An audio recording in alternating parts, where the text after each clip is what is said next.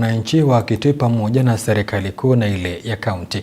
Spika wa bunge hili la kaunti ya Kitui Kelvin Katisia amehakikishia kushirikiana na wananchi katika utunzi wa sheria zitakazomfaidi mwananchi, ikiwemo kuunda sheria ya kuwasaidia kukabiliana na ugonjwa wa saratani. Pia wameahidi kuhakikisha kuwa watazidisha uangalizi wa utendakazi wa serikali ya kaunti ili mwananchi anufaike.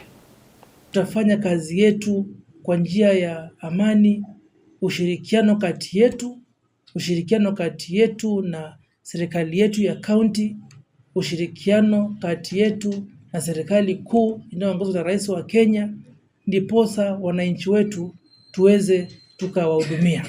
Sisi kazi zetu zikiwa tatu, ya kwanza ikiwa kuwakilisha mwananchi wa Kenya na wa Kitui katika bunge, tumeamua tutafanya jambo hilo kwa bidii sana.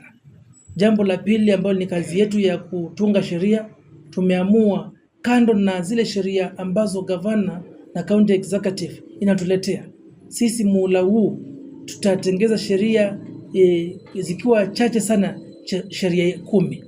Na leo tumeweza kupata sheria moja ambayo naibu wa spika Mheshimiwa Christopher Nzilo Nzioka ameweza kuleta kwa ofisi yangu, sheria ya kuhusu mambo ya public participation, na waheshimiwa wengi wameamua kuleta sheria nyingi ndio tuweze kutunga sheria za kufanyia wananchi wetu kazi. Mimi nataka kuhakikishia wananchi wa Kitui na Wakenya kwa jumla, sisi kama MCAs tutatia bidii ndio tuweze kupata sheria zinazofaa kufanyia wananchi wetu kazi.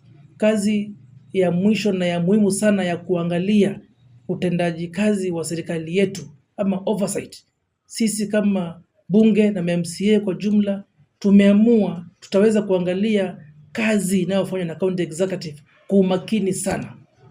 Sisi kikatiba tuko na jukumu ya kuangalia mara ya kwanza kazi ya serikali, nayo Senate iko na jukumu ya kuangalia kwa mara ya pili kazi ya serikali. Sisi kazi yetu ya primary oversight ama kuangalia ya kwanza tutafanya kwa bidii na umakini na ukakamavu, ndiposa mali ya umma iweze kutumiwa vizuri.